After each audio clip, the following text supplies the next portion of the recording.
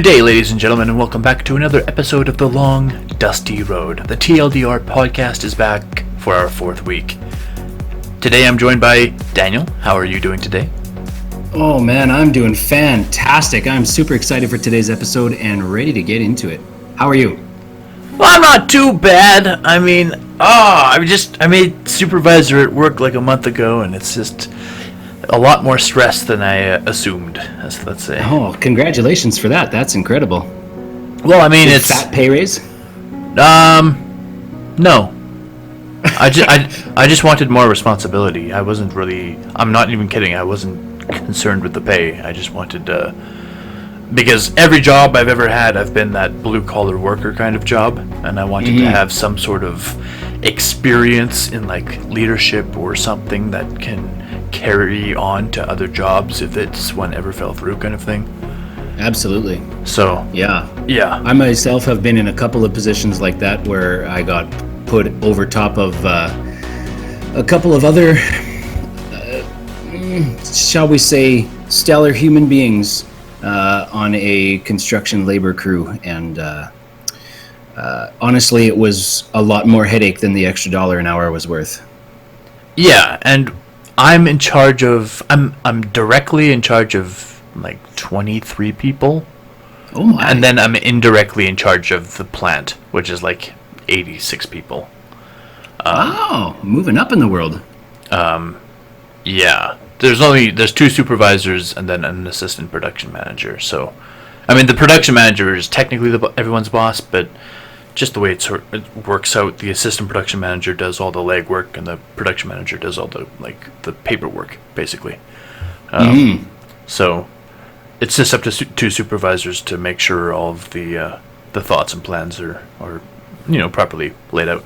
But Yeah, absolutely. It's just you go, and the plant is a pretty big plant. It's not gigantic, but I would say it's between 200,000 and 300,000 square feet.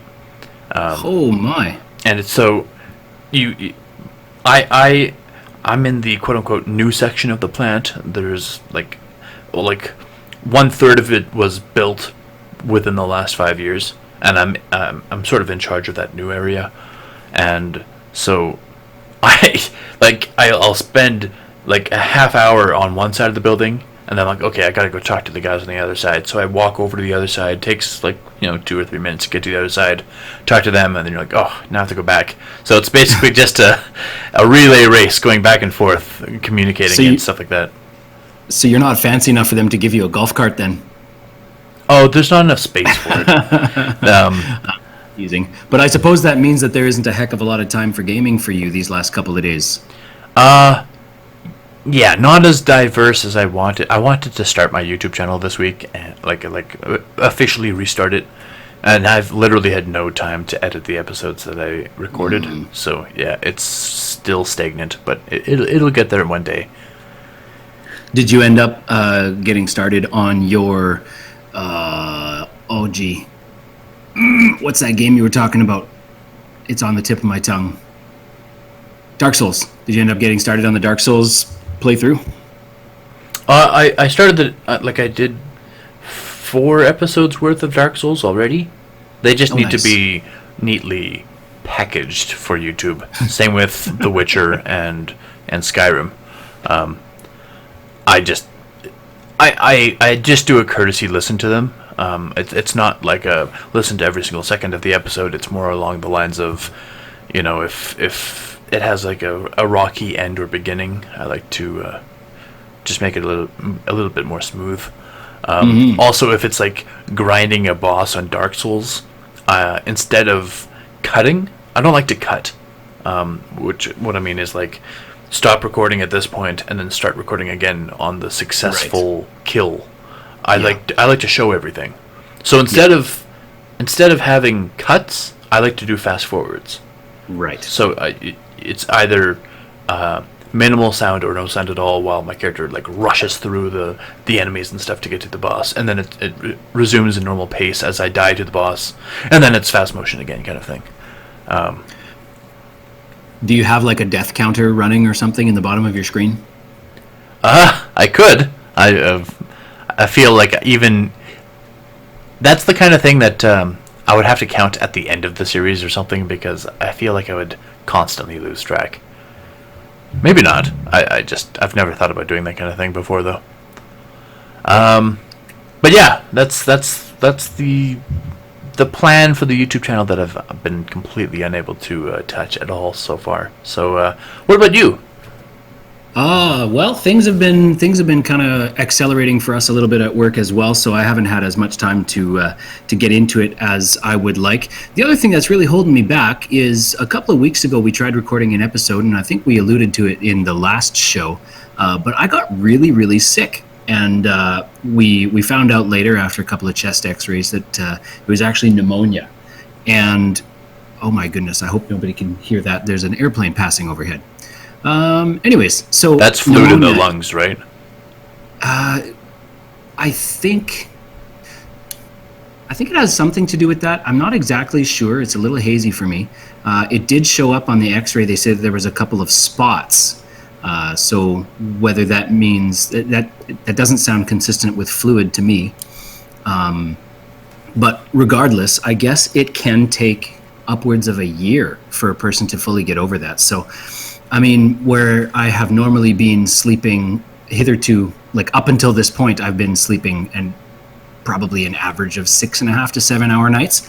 Lately, I am struggling to get enough at 8. So I haven't been getting up first thing in the morning like I had planned to. But I did manage to, in between a camping outing this weekend and all the extra catching up on sleep, I managed to score a couple of games of Heroes. So that was good. A little bit of mobile gaming. Yeah, I really do miss it, though. I really do look forward to getting back into things. As soon as school starts, I can send my kids back, and then my routine will hopefully settle back into place. That's right. You'll just have one at home, right? Yeah, just one little tyke. He'll be 2 at the end of October. Oh, I thought he was 2 already. Oh, I see. No, he'll be 2 at the end of October. He was actually born the day I was supposed to start my new job at the fertilizer plant where I work now. Oh, nice. Yeah, so I had to miss my first day because I was, yeah, you guessed it, in the hospital. Jeez. Oh, man. All right. So, today's episode is a soundscape of gaming, but before we get into that, as always, I want to cover just a little bit of gaming news. And I believe it was 2 weeks ago now, we covered a little bit of Ninja, who is the streamer who switched from Twitch to Mixer. Mm-hmm. Well, on the weekend, something rather awful happened. Not to him directly, just really kind of questionable ethic stuff happened. As in, terrible human beings did terrible things on the internet? Do you know what I'm about to talk about? I think I do. You're talking about the swatting incident? No, I'm not. No, you're not? Okay, go right ahead then. Maybe you can talk about that right after. I will have to find specifics real quickly while you talk about what you want to talk about. Yeah, swatting happens all the time. Well, I'm not sure how often it happens anymore. But it was a pretty big thing for a while there. But anyway, so I found out that the average age of Twitch viewers is about 21. It does range pretty widely from, like 10 to 40 or 50. But the average age is far and away the younger audience. And Ninja is... I sat down and watched him for probably about an hour yesterday. And realized he's kind of family friendly. In the hour that I listened, he didn't swear once. He was very engaging with his audience, and he was just a very friendly person. And I just, considering the Twitch streamers that I do watch, I didn't expect that. I was actually very impressed by his attitude towards his audience, and he was just very, I don't know, polite, I guess. So, he left Twitch for Mixer a few weeks ago, and what ended up happening was Twitch began to capitalize on his vacant channel by advertising other streamers. And the way it usually works is a streamer will give permission. Like, they won't even give permission to Twitch. They will decide on a channel that they will host, and then that channel will get some extra views as a result, right? But of course, because Ninja left the Twitch platform completely, his channel was totally dormant, and he wasn't hosting anyone, and yet Twitch still took the time to capitalize on his vacant channel and advertise other streamers. But on Sunday, it all went horribly awry when one of the advertised streamers decided for some reason to stream hardcore porn. So visiting fans, mostly minors, got an eyeful of some pretty lewd stuff. Right. Add to this... Yeah, I did. Go for it. I did end up seeing this on Twitter. I thought I wasn't really sure. I didn't investigate or anything, but I did see a bunch of people kind of blow the whole thing up with porn being hosted on his stream, and then he kind of released an apology and kind of called Twitch out for not looking after his dormant channel. Yeah, so Twitch totally overstepped its boundaries. Like, it broke basically its own what's that called?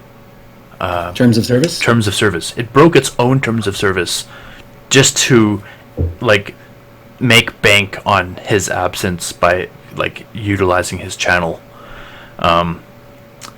Anyway, Ninja was very cordial about it. He was angry, but very polite about the whole event and apologized to fans for the mistake, even though it was entirely Twitch's fault. And I just... As little as I know about Ninja, it made my respect for him totally, like, burst. Like, I was like, dude, like, this guy just, he knows how to be, how to handle PR, basically. Like, he's really good at that, I think. Because I would be totally livid if I was in his shoes. That's like unforgivable, right? And you got to see him after he had probably had a chance to cool down a little bit, because I mean, no doubt that his initial reaction was pretty animated. That's right. Yeah. So what about the swatting thing? Right. So there is, forgive me any of our listeners that are really into Fortnite as an esport and as, they know all of the big players. I don't, so I may get the naming wrong here. But last month, one Kyle Buga Giersdorf, I believe is how you pronounce that name. It looks German to me. He won the first Fortnite World Cup ever. He won $3 million. And then on Sunday, this past Sunday, so not yesterday Sunday, but what would that be? Today's the 18th. Today's the 19th, so that would have been the 11th. Yeah, that's what it looks like. He got swatted, I guess, which anybody doesn't know what that is. When you are recording on a live stream, somebody gets a hold of some kind of information of yours, some personal information, and they call it into the police station, whether that be local or provincial, I guess, in Canada. I'm not sure what the state one is referred to, but Stateful. State. I'm sure that's what it is. We'll go with that. They show up. They get a what's supposed to be a Good Samaritan tip about something nefarious going on at such and such a location, and then they show up to that person's place. Guns, riot shields, like masks, the whole 9 yards. They got their riot sticks, everything, and they'll like burst in the door, and totally, like, everybody inside gets radically traumatized. And I guess this happened while the player was on stream, so we kind of get a little preview, I guess, of what was happening there. There's a recording, but I mean, again, talking about. It kind of goes hand in hand with what Jeff was just talking about the depravity of some human beings, like to sit behind the armor, the anonymity of their keyboard, right? Their pseudo names, their what have you, where they're not held accountable for the things that they do. This anonymous tip off to the police, like they're not held accountable. Nobody has to pay for that, right? There's no reparations. There's no nothing. Yeah. There's not even an apology. I mean, one only has to read like a YouTube comment section for less than a page, and you feel like you need to go bathe. Do you know what I mean? Yeah. Like, people are disgusting. They're just, it makes my blood boil to hear about these kinds of things. Well, the swatting is especially bad because it's not just you don't have to pay for it, but also the fact that you're using like law enforcement time and money to prank someone, basically. Absolutely. Like it's so wrong on so many levels. I don't understand these people. Yeah. Yeah. So yeah, there's that. Unfortunately, that's the only big news that I wanted to talk about, or I didn't even intend to talk about it, but since we mentioned it, I figured I'd say something. Yeah. But while we're, I mean, there's other news in that Gamescom is happening this week. Oh. And yeah, and while I'm sure we'll get a lot more Gamescom news this week, I thought I'd take an honest look at Death Stranding. Obviously, if you've been in heavy anticipation for the title, you're likely following every shred of news. Let's, however, take a more tame look at the game as a sort of spotlight, because I don't have a PlayStation 4 and it's a PlayStation exclusive, so I haven't been paying attention to it. And I just, it's not my priority for games. So before today's episode, and actually during it, I just got him to finish it. I got Daniel to watch one of the trailers for Death Stranding from the Game Awards from 2017. So if you don't know precisely which trailer I'm talking about, that's the one. This is the first trailer I ever saw for Death Stranding, and I was both confused and very intrigued by it. Daniel, please share your thoughts. As a consumer, this trailer did not, I think, accomplish what they wanted it to. I resonate with that confusion, but I am not intrigued. It's like when you've got your neighbor's kid has like this rock band going on in his garage and he sounds terrible, and then you just keep adding more and more instruments to it, trying to make it sound better, but it just sounds like more terrible. That's the same sort of impression I'm getting from this, because you get, oh my goodness, there's so many things happening here. There's these handprints that are showing up from underground that all of a sudden turn into this inky puddle that then starts swallowing people up. Okay, let's pause there. All of a sudden, okay, go. So, I don't know. Like I said, I've only watched this trailer. I watched one other earlier today. That's completely unrelated to this video. Like it's like two completely different settings. But what I seem to be gathering is that these invisible creatures, are either new life on Earth or aliens. So okay. If that fills any blocks in your head for what the heck's going on, maybe it'll help. I don't know. But move on. That's just your impression, though. It may or may not be true. Well, right. But we'll get to other things as we go through this trailer. Like, to me, so far, it's like a psycho trip. It's like somebody is actually insane and is experiencing the world in some sort of a alternate reality. Okay, so there was that dude who was like crushed from the waist down by that car. Right. Did you realize what was happening to him? At which point? When the car was on top of him? Throughout. I realized that I might have to watch it again. I realized that they were trying to maybe assist him somehow, maybe try and get the Jeep off of him, maybe he had the football and they were trying to take it from him. I'm not really sure exactly.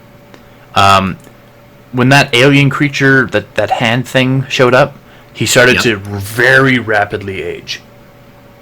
Right, I did see that. Like, he went from being like looked like a 30-year-old to an old man, like, instantly. Right. Yeah. And the gist of it, from what the other trailer sort of revealed to me, is that that baby thing is like a clone of them.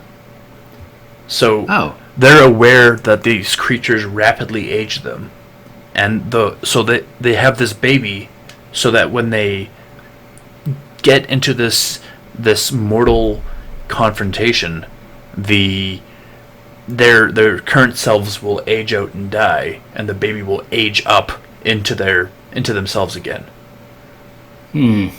That's why you sort of saw the baby inside of him. The baby wasn't literally inside. You're getting ahead of yourself. It's all connected. Okay. So after this point where there's these inky puddles, these potential alien beings, we get... I imagine that this kind of a stylus kind of antenna that's flashing, kind of making weird gestures coming out of the guy's like shoulder piece. It's like an antenna, but it's animated. That flashlight thing on it. Yeah, but it is a flashlight, but it keeps like flicking back and forth, almost like it's a being of its own, or an AI of some sort. That, I imagine, that has some sort of significance, because the Daryl characters, there's a character... Norman Reedus is the actor. Right. Looks exactly like Daryl from The Walking Dead. He doesn't have one, right up until the point where the character who's carrying the football, which I'm calling it the football, but it's actually like this embryonic kind of chamber, I guess, with a baby inside of it. And he's carrying this thing or strapped to his chest. At one point, this character gets killed, and then the football gets passed to this Daryl character, and then his antenna starts coming out of his shoulder. Right. So it's like you've only got your antenna when and if you have the football, which is another really, really, really confusing thing that doesn't really intrigue me at all. It's just odd. So the other trailer that I watched revealed that I'm not sure if it's an infection, but they all have different stages of this parasite or something that allows them to see these creatures. Okay. So throughout the episode you saw, or the video you saw, like basically like shadows against the clouds kind of thing. Other than that giant head thing. Yeah, I did actually see like humanoid things in the background. Right. Like at various points, but they were so subtle that I wasn't sure I was supposed to see them. Right. Apparently that's, from what I understand, those are what Norman Reedus' character sees, is shadows against the clouds. But there are other characters in the game that have like a more advanced stage of this parasite or this infection or whatever it is that allows them to see that, like, the alien creatures more clearly. I call them aliens because I don't know what they are. But yeah, no, it's without context. I agree. This is a very strange video, but it's also, for me, it's even though it makes no sense, its content is so, to me, outrageously creative that I want to know more at the end of the day. So right. So I'll agree with you. I want to know more. But me as a consumer, I don't want to know more enough to go and search for more. If, let's pretend I'm at Gamescom, right? And I'm sitting there in the seat and I see this trailer. Okay, color me intrigued. Then I need somebody to walk out on stage and tell me about this new game, Death Stranding, right? If all I get is this trailer, I'm going to go home at the end of the day having completely forgotten about it. Okay. Yeah, like I said, this is the first trailer I saw There are two others before it, so this is actually the third of four, I believe. I think there's 4 trailers for the game. And the fourth game actually has, or the fourth video actually has gameplay. In it. And the game, here's the second bit that's really important, and I actually have to bring up my phone notes so I remember what's really interesting about it. So the game is directed, produced, designed, created essentially by a man named Hideo Kojima, and this might not mean anything to you. Do you know who this is? The name, I have heard that name around quite a bit, so he's got to be pretty. Doesn't he make? He makes a series of like really strange games, right? That's kind of his MO. The games are a little weird. No. No? Okay, I must be thinking of a different guy. I least, hear that name and I think of Attack on Titan. Well, he is Japanese. That's not where I was going with that. I meant in style. Yeah, no, I can't really speak to that. But if you're not really the kind of person to track names of developers, of course, then I place no fault in your ignorance. But Hideo Kojima is exceptionally famous amongst video game developers, mostly because of his explosively popular work, Metal Gear Solid. He is the creator of that series, and that series has been around for like 30 years now, right? So it's a pretty... Yeah. Every time a new Metal Gear Solid comes out, a lot of people I know are very excited for it. I think Jake, our buddy Jake, he's really into Metal Gear, I believe. Not sure if he is still, but... Well, I think he's played all the titles to completion. I don't think he's the kind of guy to play them over and over and over, but yeah. But no, I've only played 2 of them. I played one for Xbox, and I forget what the other one was for. They're all basically the same game in mechanics and gameplay, but they're serious, but they don't. I don't even know how to explain them. They're serious, but they don't take themselves seriously. So there's goofy stuff that happen in them, but the plot itself is quite serious. And yeah, so what's really interesting about Metal Gear Solid is when the game first came out on whatever it was, like the NES or something. First PlayStation, original PlayStation, I think. In 1987, I don't think so. Oh. When it first came out, it was called an action game, because at the time the stealth subgenre didn't exist. Okay. So basically, Hideo Kojima came out with a really, really popular game that was also the first in the line of stealth genres. So he's really famous for 2 things: a really successful franchise and also a subgenre. Like, he's basically the father of stealth games. But he also developed the Silent Hill demo PT, which is I believe, abbreviation of playable teaser. It was a game that came out for the PS3 that was just like if you wanted to do absolutely everything in the game, it would only take you about an hour to play the game through. But it was just a demo. It was literally just a teaser for the game. And when it first came out, most people who played the game had no idea what the game was a teaser for until they beat it. And it took a lot of cryptic research to figure out how to beat it, because it wasn't straightforward. But it's really interesting because PT PT was so popular that it overshadowed the full-fledged games that were being released around the time that it was released. So it was like a free demo for PS3 players to download, and it was better than all the other games at its time. And this is all from Hideo Kojima. And that's why, in my opinion, that's a lot of the reason why Death Stranding is so popular. Even though it hasn't come out yet, it comes out in November. It's just so hugely popular. And I just... Okay, well, That does help. That does help, absolutely. Yeah, and so anyway, so Metal Gear was, as I described, it was initially put forward as an action game. This game, Death Stranding, is also being introduced as an action game, but having seen its gameplay, I would say it's definitely not an action game, but I have no idea what it is. Well, exactly. Did you ever watch the movie The Mist? Yes.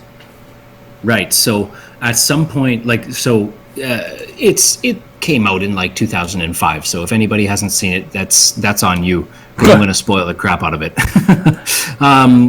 There's like the entire movie is like you're afraid of this unknown thing, and everybody in the movie seems to know that it's like deadly, and they're all like hiding in a grocery store trying to get away from this unknown thing that you, the viewer, don't know what this thing is.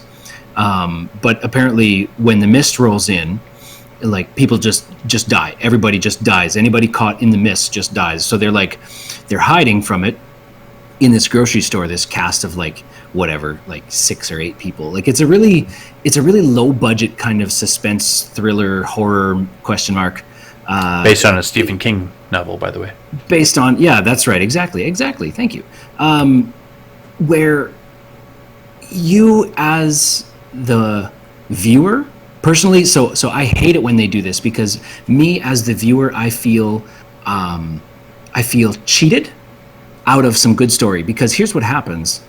You're scared of this stupid thing, and then in the final, like the dying seconds of the movie, like this horrendously terrible thing happens where this father ends up taking the high road, and he has 3 bullets in his gun, or 2 bullets in his gun, 3. I think. Yeah. 3, and he ends up shooting his wife, and if he's got 3, it must be his wife and his 2 children. It's his wife, his neighbor, and his son, or something like that.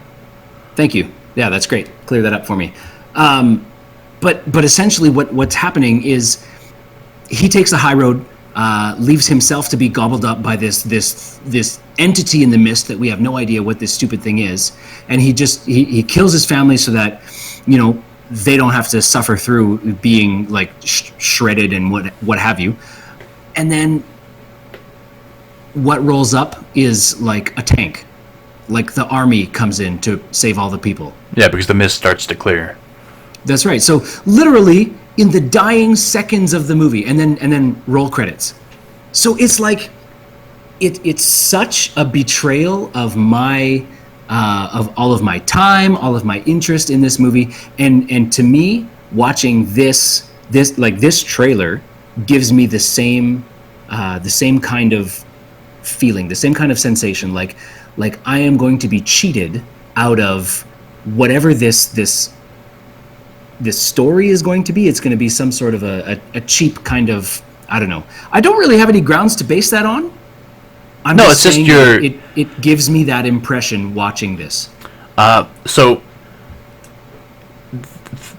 the similarity that you're pointing out between Myst and Death Stranding is that they're both of the genre cosmic horror. Do you have any knowledge of what a cosmic horror is? Hearing the genre defined, probably not, but I seriously doubt this is my first experience with them.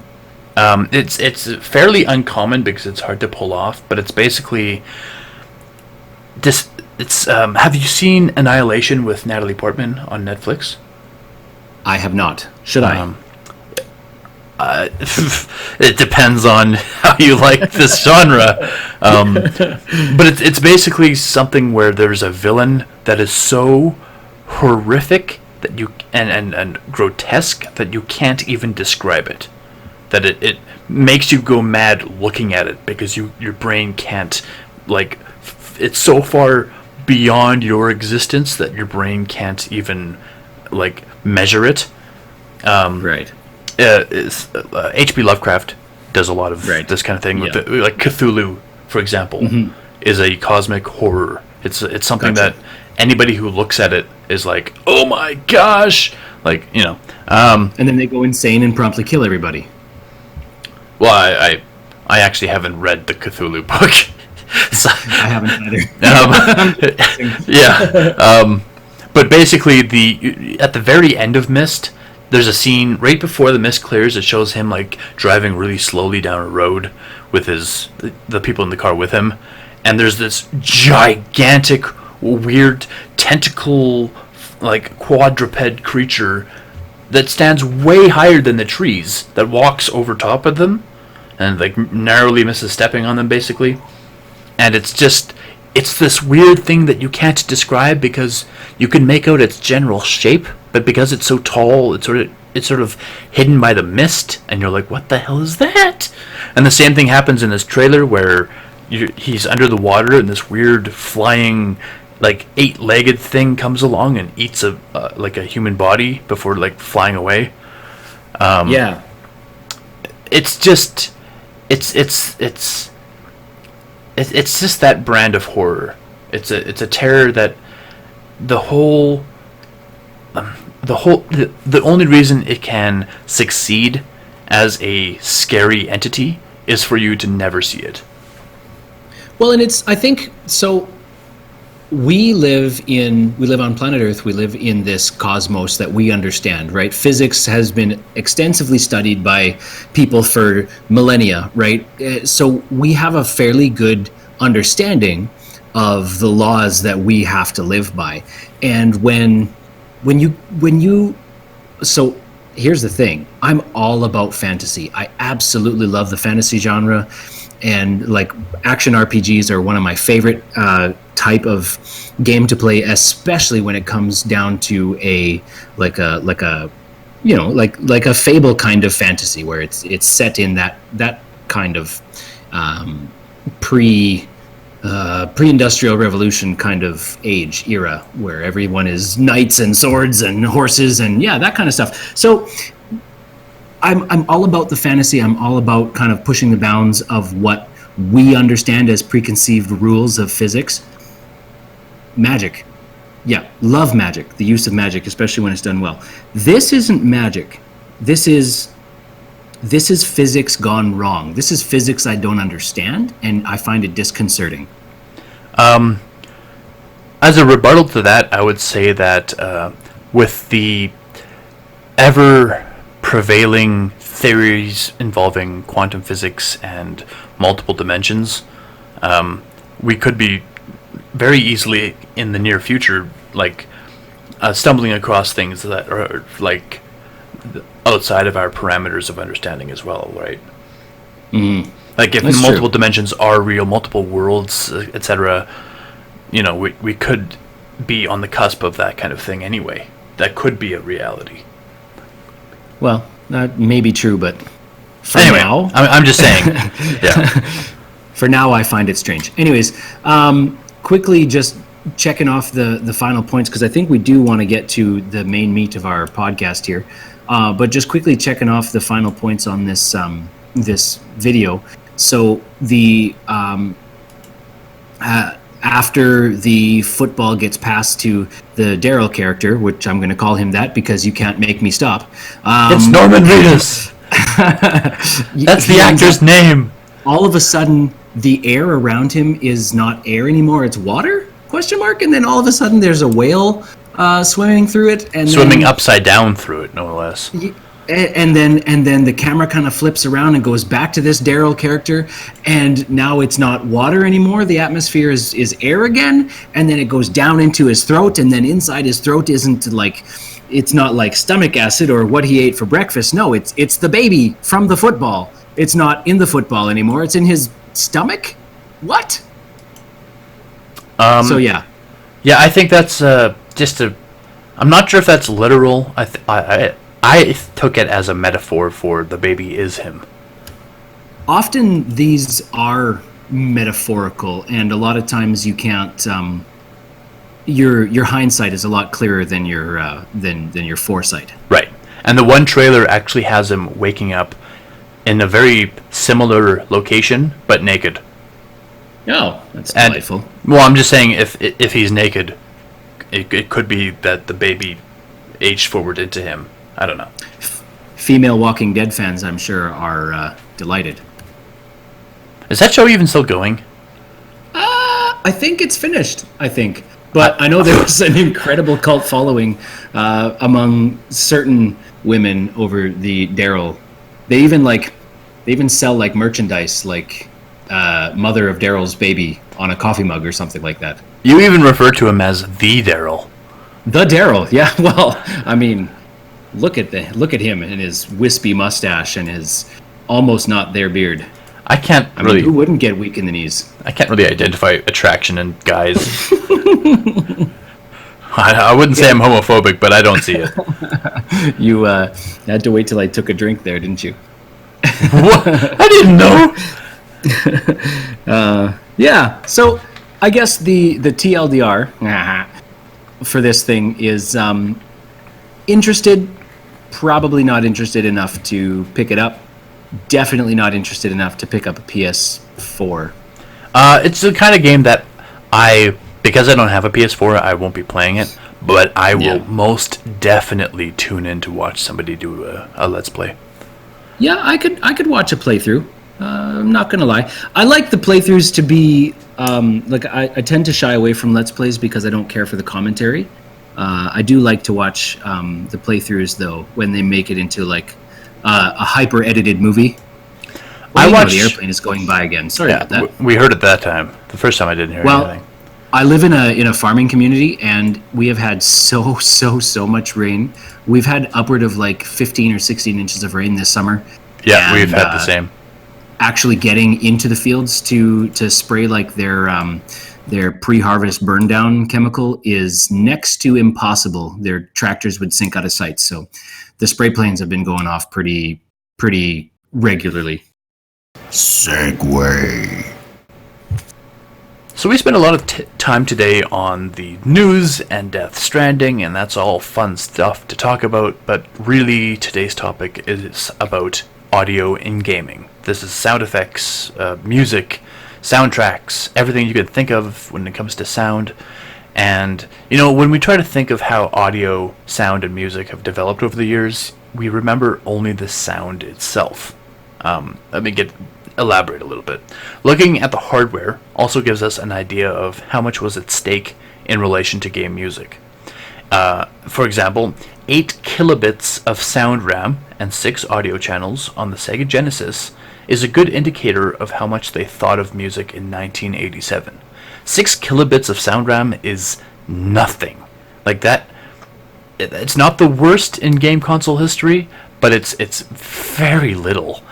Nintendo came out with the Super Famicom, or rather the Super Nintendo. It was called the Famicom in Japan, and it came out in 1990, and I think the Super Nintendo came out in 91 or 92 or something like that.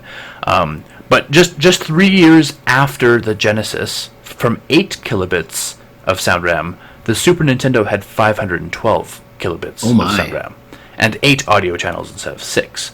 So it was suddenly just exponentially more able to produce sound than the Genesis was. So time out. As a brief aside, can you explain to me the difference between a 6-channel and an 8-channel? Did you manage to dig any of that up? I might get into it later. Okay. All right. I'll sit patiently. Moving on. If I don't, then too bad. Okay. All right. I'll have to do a little research on my own. Right. So this wasn't an explosion of technology in 3 years. It was just how different companies and different eras weighed the importance of sound design in their games.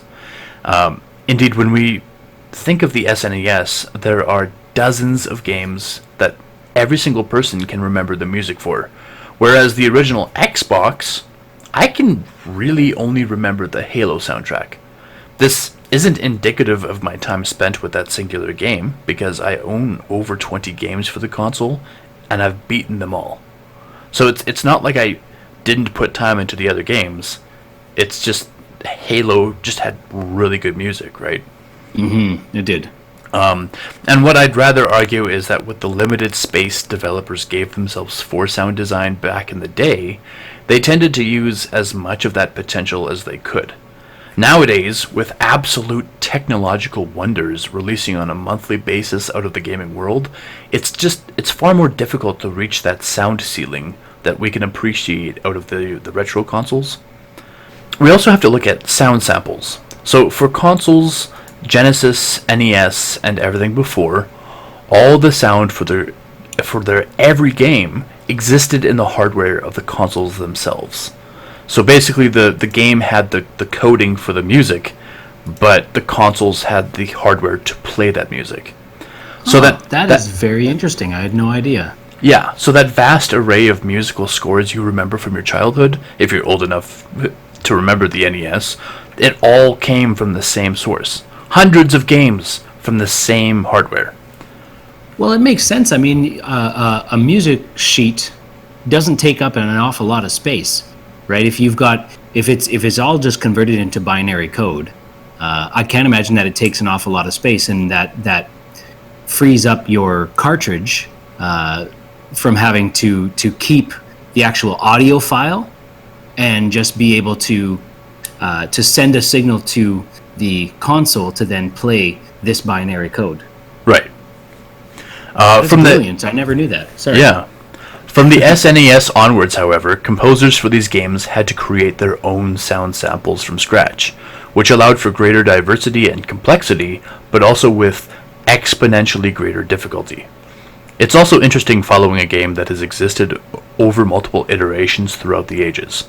So when I look at Mario, certainly I can remember the theme from the very first game. The third game, Super Mario Brothers 3, Super Mario World, Super Mario 64, but actually it becomes quite fuzzy from the N64 level and onwards. I only remember a couple songs from Mario 64, but I can remember nearly every song from Super Mario World. I was both far more coherent and engaged in Mario 64 because of my age than I was with Super Mario World. So it's weird how cheaper, easier music is easier to remember. Is it because it's simpler, or is it easier to remember because it's actually better? Yeah, interesting, hey? Because definitely they spent a pile of money on all the music thereafter, right? Bringing in orchestral music and whatever, probably a whole slew of sound mixers and designers and different instruments to play here and there. However, maybe it's because the levels are so iconic in the side scroller that it kind of tied your visual together with the music to kind of wrap up into this one nostalgic memory. It is entirely possible, because in Mario 64, I can probably remember pretty coherently half the levels, but the other half, the later ones, certainly they all sort of blend together. Yeah, and I think that the Mario franchise was really, really good. Is it okay if I jump in here? Absolutely. Yeah. So the Mario franchise, I feel, is really strong. Music wise, they seem to have, even though they might have a different soundtrack for each level, or in my particular case here, I'm talking about Super Mario Kart. They'll have a different soundtrack for each level. However, immediately upon hearing that soundtrack, you're transported back 25 years to that first time, or maybe even the 100th time that you play that track. But you remember all of the strategy for making every corner. You remember all the strategy for picking up at that point there were coins strewn about on the track, and you remember what lines you need to pick so you can pick up the most coins so you can go the fastest, because I think it was every 10 coins you got, your cart went like 10% faster or something like that. So there was this mini game of picking up coins on the track as you're going in. So you'd pick your lines, and every single track has this iconic kind of music, and it just brings it all back. I'm thinking particularly of the Rainbow Road. Now, I played Mario Kart on the Super NES. And I also owned it on the PlayStation. Did you call it the Super ES? My mouth was moving a little bit, or my brain was moving a little bit faster than my mouth was. The Super NES, and I also played it on the Nintendo 64. And I owned it on both of those consoles. I've played it on every console, but I've owned it on both of those consoles. And I tell you, the sound. So before this episode, I was doing a little bit of research on iconic music, and as soon as the Rainbow Road music came on, I tell you, instantly inside there was like this sense of panic. Why panic? Because there was no sides on the freaking road. You just fall off into endless nothing, and then you'd be, from first all the way back to eighth if it was the 64, and if it was the Super NES, and then from first back to 12th if it was the 64, and then it's just this sense of urgency to get back to the front, just to fall off again at the same spot next lap. Wow, you have some intense memories, man. I mean, I was when I played it on the NES, I was probably about 7 to 10 years old, in that kind of age. And then I played it on the Super Nintendo as well, but clearly not as much as you did. I think at that age I was a little bit more entranced by watching my siblings play rather than playing it myself. It's funny that you say that, because it was like the Christmas of 1995 or something like that, maybe 94, and my parents got us a Super NES for Christmas, and we were over at my grandparents' place, and I distinctly, here's the funny thing about these things is I remember, and I love talking nostalgia, because I remember not only the game I was playing, I remember the location, I remember the sensations, I remember the sounds, the smells, everything. So I remember being on the ground floor of my grandparents' house, which they live in the mountains in BC. So the ground floor is kind of like the basement if you're on the mountain side, if you're on the peak side of the house, and it's the ground level if you're on the valley side of the house.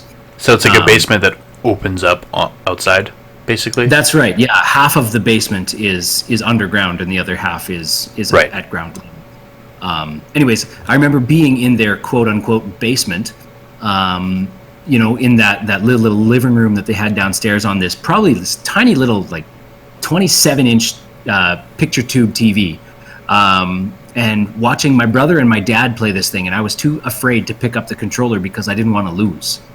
I didn't want to learn how to play because I didn't want to lose. I knew that my brother was going to beat me. My brother's 2.5 years older than me, so when I was 7, he was like a whopping 9.5 or 10. Like, that was scary, man. Of course. And I was positive he was going to beat me, so I didn't want to pick it up. But I remember those, like, what's it called? Like the Bowser Castle, right? And that music. Yes. And just the intense kind of scary panic of falling into the lava and being set back to the beginning again. Well, as far as Mario Kart is concerned, I remember the ghost level, the haunted mansion, and the sound of your tires going across the wooden planks. That squealing kind of No, the wooden planks themselves made I see. Like a distinct noise when you drove over them. I'll never forget that noise. Yeah. Yeah, when you turn corners, your tires would squeal. That's right.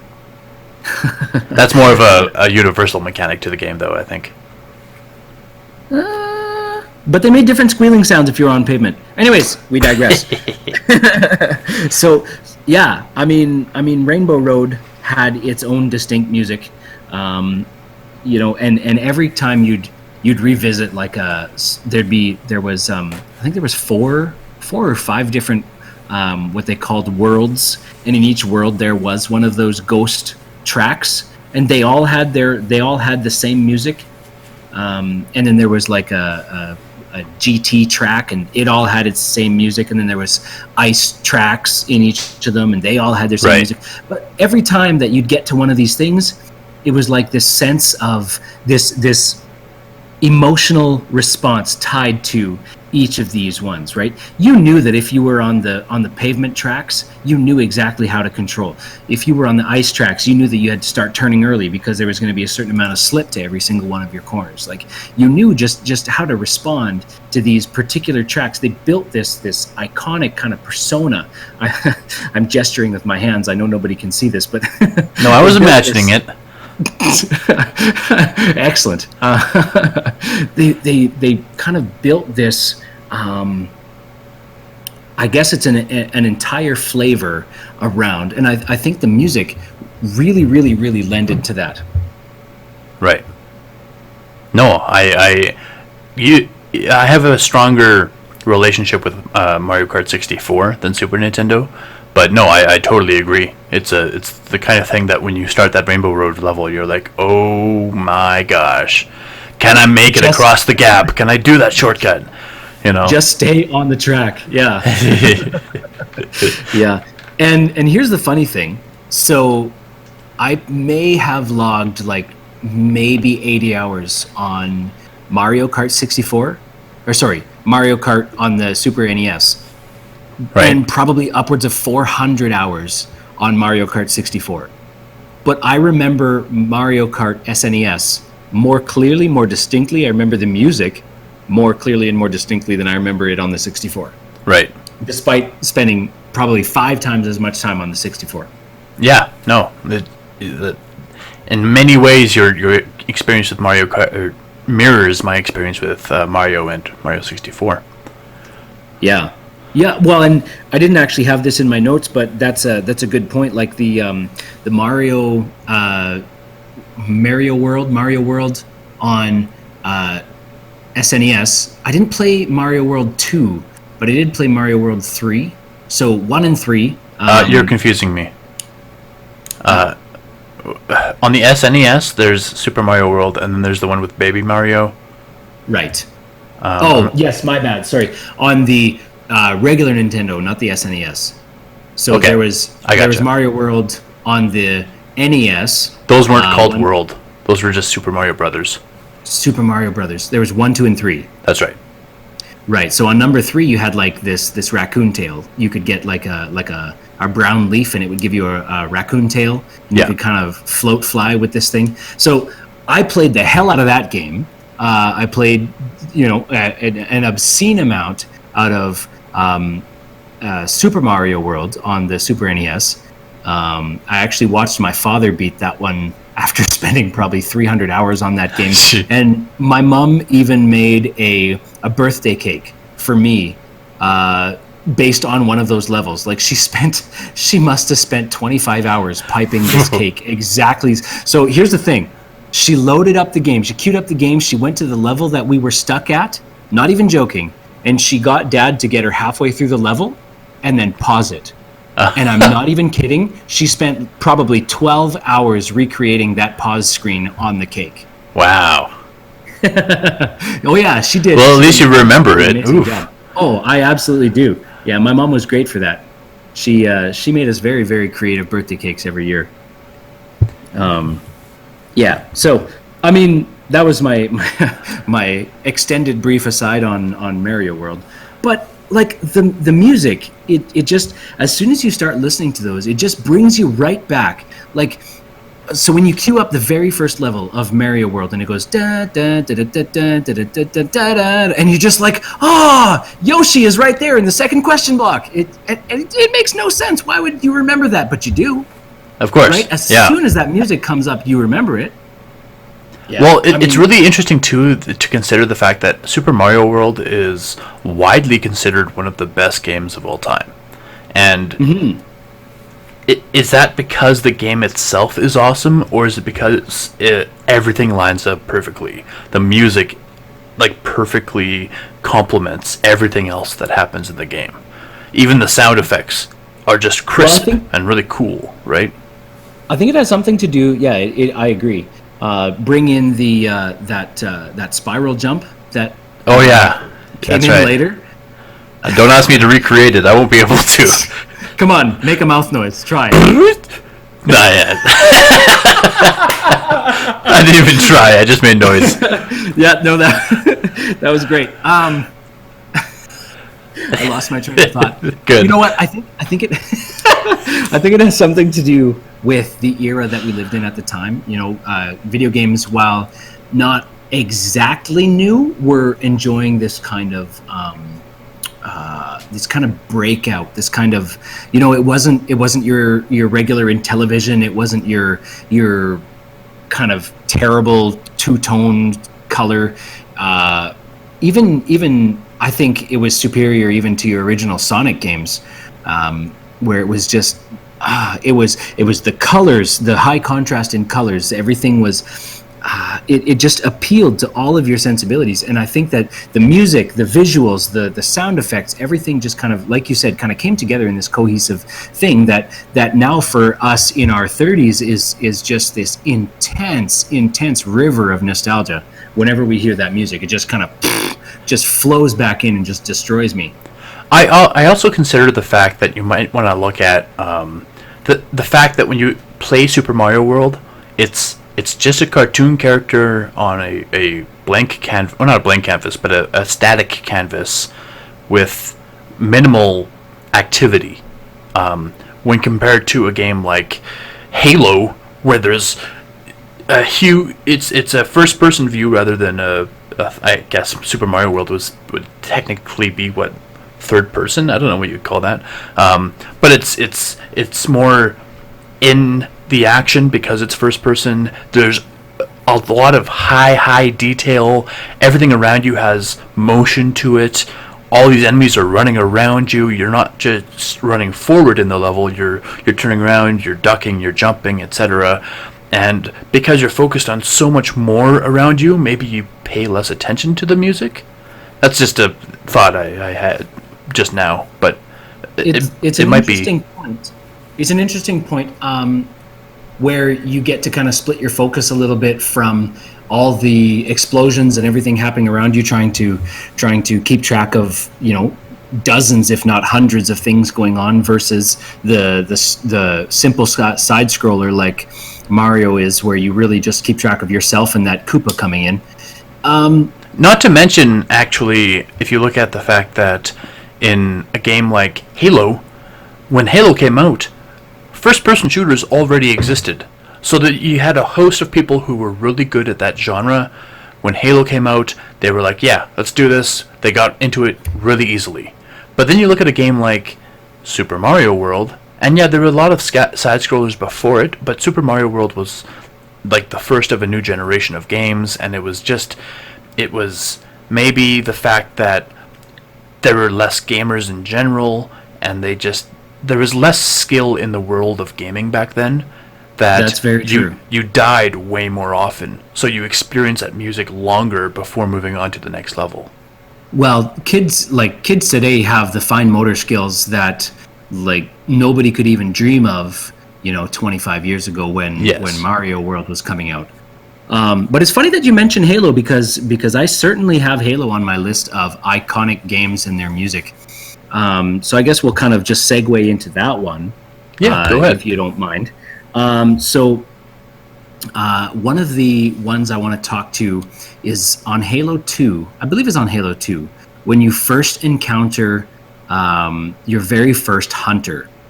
So the hunter unit is like it's an alien comprised of 3 aliens in one set of armor, and it's this big massive kind of heavily armored tank of a alien, and they're difficult to kill. You need to kind of get behind them after they kind of lunge at you, so you can kind of shoot them in their tender bits, or you need to kind of snipe them in the neck from a long ways away.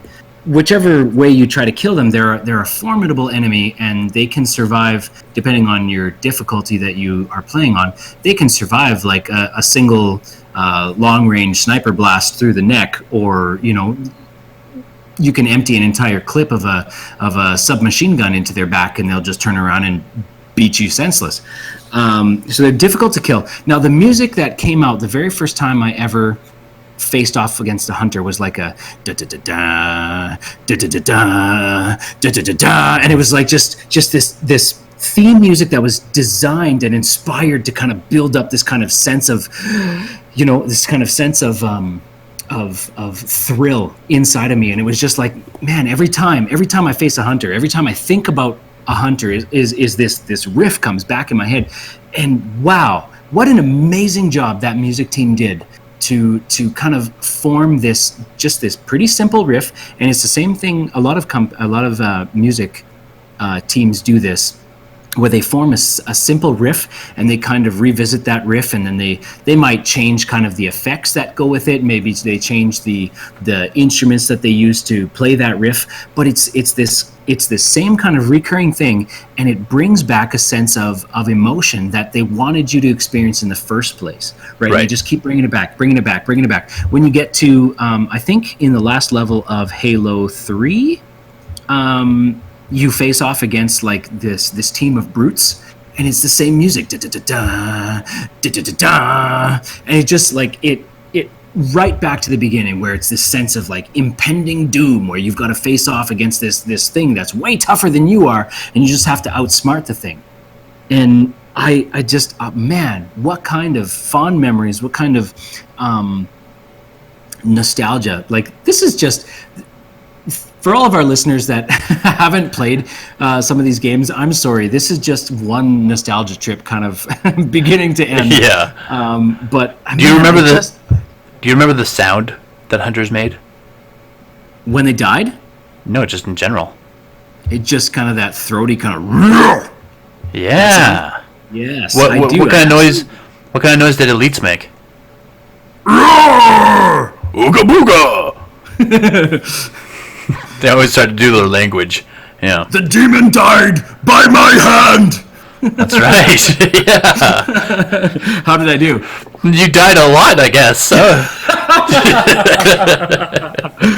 I did. Second thing I wanted to talk about as far as Halo is concerned is that I don't know what it's called. I was looking for it. It was kind of like this Gregorian kind of style chant that you see at like the title screen. I've been calling it the Covenant theme. I don't think that's what it's called, but it's like this.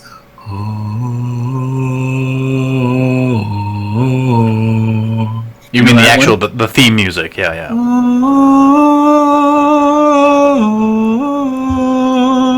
See, I wanted to make fun of you, but that was actually pretty decent. That's right.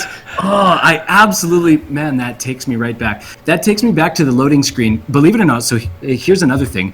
I remember being in your basement, sitting on that couch in the kind of corner where the TV is, and I remember you scrolling through the difficulty levels, and you're like, do you want to play on normal? Or do you want to play on heroic? And I'm like, Jeff, I've never played this game before. Let's play on normal. And you're like, normal? I remember that too. And you're like, and then you skip down to legendary and hit start. I'm like, Jeff, I've never played this before. It made it better.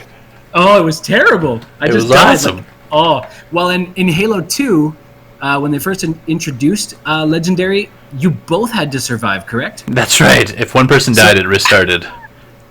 And I died a lot. Oh, but it was so good.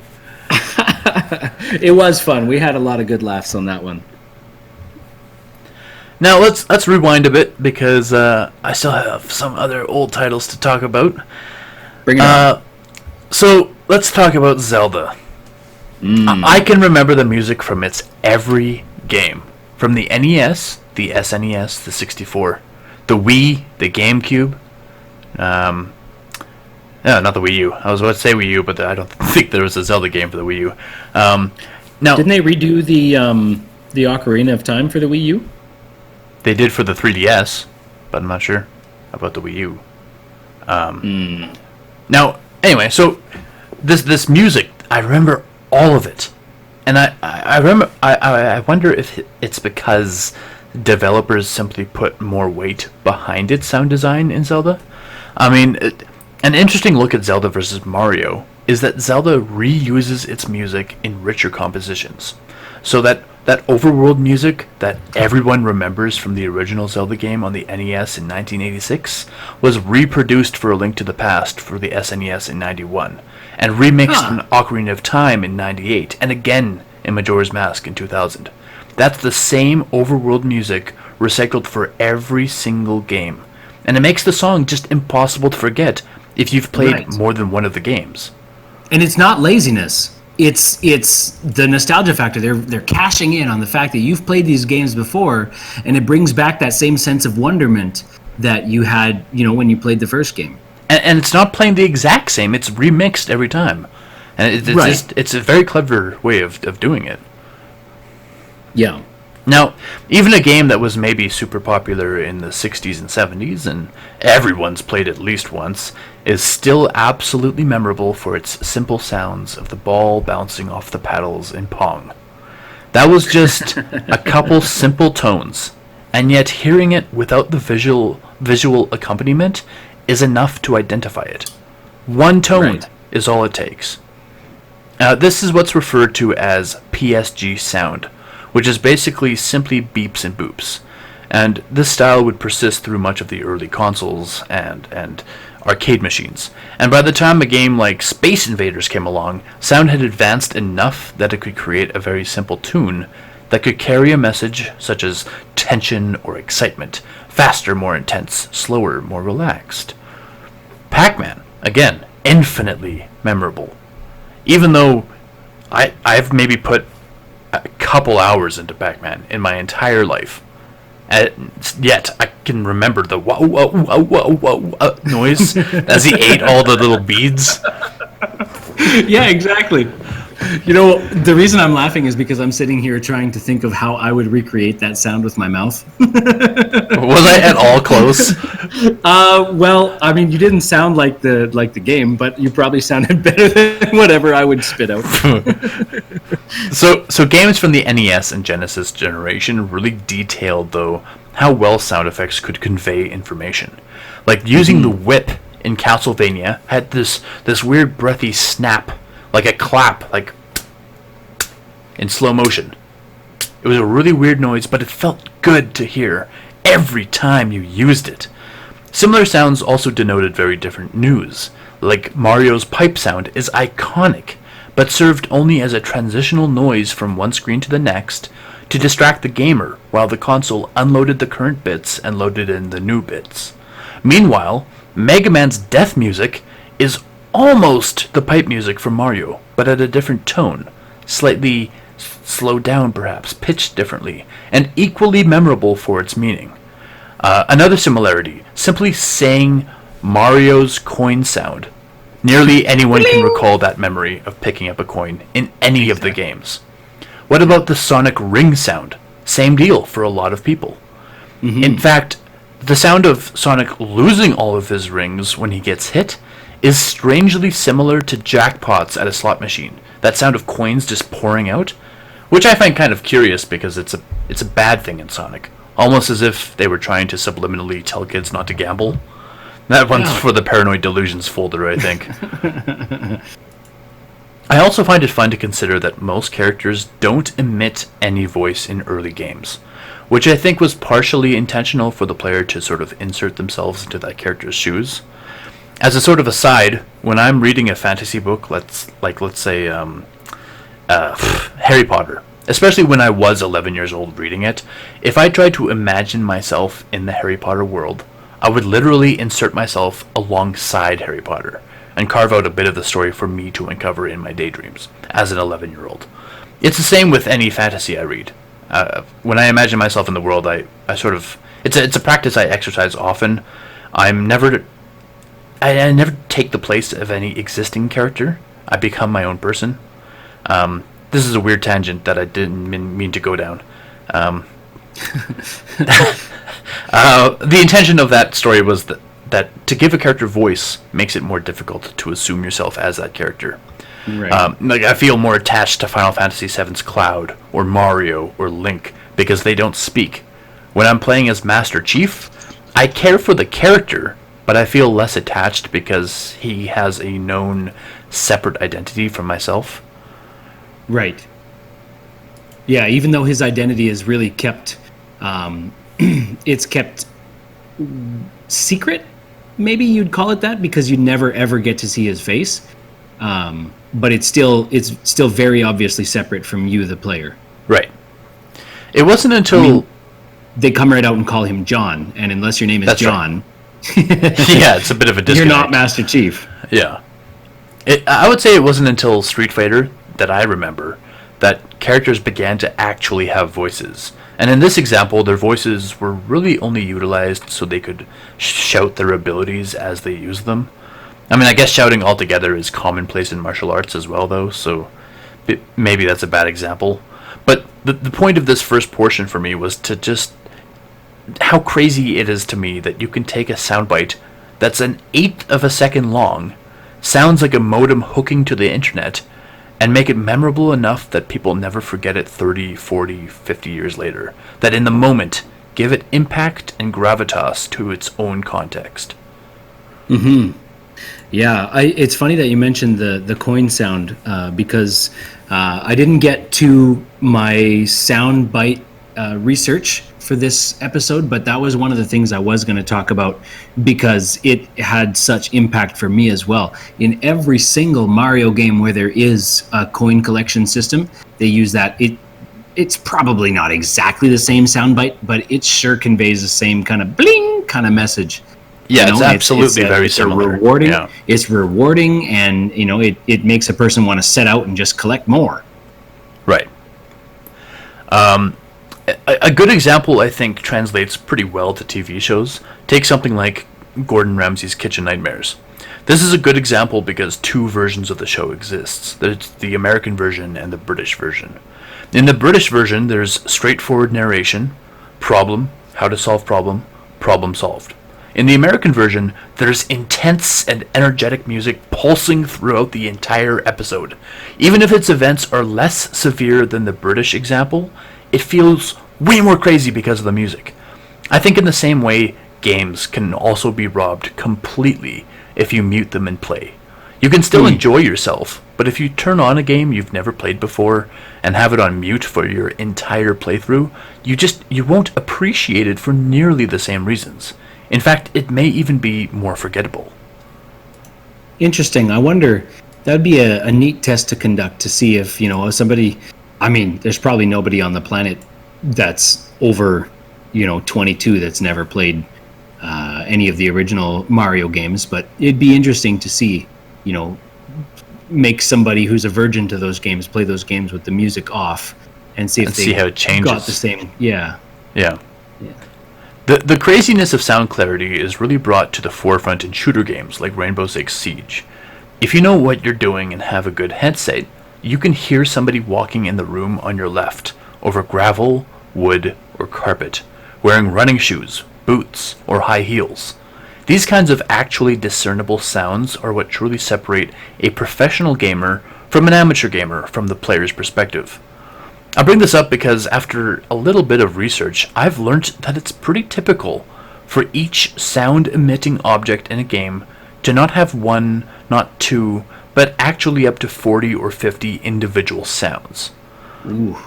So a gun, for example, as you reload it, all these different things you can do with the gun, that adds up to about 40 or 50 sounds. So this library of sounds we hear now is so radically complex and they're sound bites that exist for fractions of a second that we barely even recognize that we're hearing them. It's both proof of the love developers put into their games and the ignorance we as gamers generally have for sound in a game. Ignorance, yes, but I think it certainly adds to the polish. It might not be noticeable, to hear, say, the same gun have 4 or 5 different reload sound bites, but we will. I know I certainly would notice if it was the same soundbite every time. Right. Most people can unite under a uniform love of a particular song in a video game, but when you discover just how many samples of sound exist for even the smallest item or the slightest movement, you realize, like an ocean falling down on you, just how much more there is behind sound design. Mm-hmm. With the convention of directional sounds, stereo and surround games found a new way in this modern era to further immerse us as gamers. I mean, reverb in real time to simulate echoes in a cave or tunnel, falling dust or rubble around you in a ruined city, crashing your car into a lamppost and hearing the bumper crumple, the glass shatter. Yeah, I've really learned this past week just how far sound has taken us over the years. It's pretty incredible. I mean, I remember from my SNES, I remember playing a game called Mario Paint. That it was one of the less popular Mario games, and to be honest, there was a whole slew of mini games in there that I never played at all. Um, whenever I played Mario Paint, the one thing that I was queuing up to do was to play this kind of fly swatter game that they called the Gnat Attack.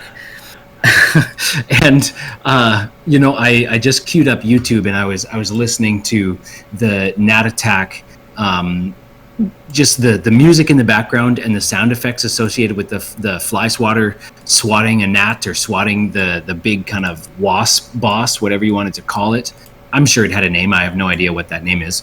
But man, all of a sudden I was 6 years old again, playing with this this SNES mouse on this like stupid like $1 plastic keyboard or mouse pad. and I was, again, talking about place and time, I was transported back to my parents' living room, lying on the floor on my belly, head up, perched on my elbows, watching the TV while I played with the mouse. And I, died endlessly to that stupid wasp boss. That's actually my brother's best memory of Mario Paint is watching my sister try to beat the wasp boss, because her as a little kid just lacked all coordination to do it. So he'd just watch and torment, like, just kill it, you can do it, come on, and just whiffing. I remember being so incredibly thrilled the time that I killed it. I mean, I killed it a couple of times, but, the first time that I killed it, I was so incredibly thrilled. And then the crestfallen, my heart sank into my feet to learn that there's level 2. And then while I was doing this research, I found out that there was like 8 or 10 levels involved with this stupid thing, and I was like, I was never anywhere close to beating that game. Not even. It was just a stupid little mini game. Yeah. So let's just talking about games throughout the years. I mean, obviously, I played numerous games from numerous consoles as I grew up, but like Super Nintendo. Aside from Mario and Zelda, which, I mean, I think Zelda has some of the best music ever, there's other games that I played that haven't been these everlasting franchises, like Secret of Mana. It was one of those very interesting games that the way it works, like, dynamically is it's a 3-player co-op game, so you can... As siblings, we were able to play together throughout that game. And one of the points in the game is before you unlock true fast travel, to get from point A to point B, you had to pay this guy to let you load into his cannon, and he would just fire the characters through the air, and you'd go flying somewhere else in the world. And you would land in this random area in the world. It wasn't always like a precise point because it's just a cannon shot through the air. But I remember that noise of poof, and you go flying up, and then that as you came flying back down to earth, and just like random noises that you just thinking back on it, you're like, why do I remember that? Like it's memorable, but you don't exactly remember why you remember it. Yeah, I've never played that Secret of Mana, you called it? Yeah. I've never played that game. But I know exactly what...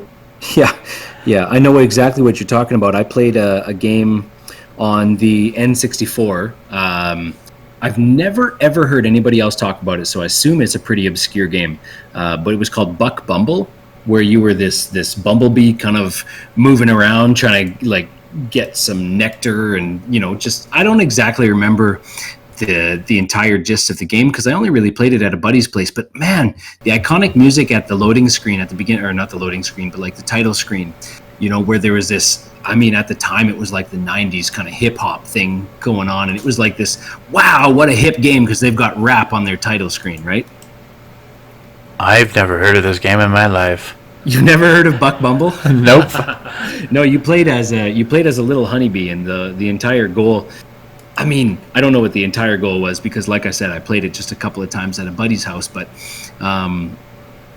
yeah, it kind of worked like a checkpoint system, I think, where you needed to fill up on nectar so that you didn't die, and if you landed in the water, you would drown. just like just like normal bugs do. I looked up Yeah, screenshots, and it doesn't make any sense. no, it was a great time. It was a good game. Sounds obscure. Check it out. Buck Bumble. Yeah, Yeah. but other games that existed, Caveman, what the heck? Wonder Boy. Wonder Boy was a game for Sega. I'm sure it existed on other consoles, but I got introduced to the very first game of Wonder Boy on the Sega Master System, and this game was the kind of game that it was clearly trying to like cash in on the Sonic / Mario side-scrolling thing, but it didn't quite have the line to make it able to compete with these other titles, because once you beat I think it was only 4 levels, and once you beat the 4 levels, it would just restart, and it would be like a slightly different color palette as you just play through the game again and again and again. But each individual level was super duper difficult, and so even beating the first 4 levels was just like impossibly hard. But there's like every time you went into a boss room, the music would change every time. Even more memorable was when you started a level, and it'd be like do do do do do do do do do do do do do do do do do, and it would just when I repeat the music out loud, it doesn't sound anything like it, but in my head, it's perfectly pitched, and it's awesome. I can't speak to that one. I've never played that game. However, you did mention a little bit earlier about The Legend of Zelda, how you could record or you could recite like every single game track ever from every even game. Sound effects, like just crazy. Okay, so I got a challenge for you. Uh-oh. Link's Hookshot.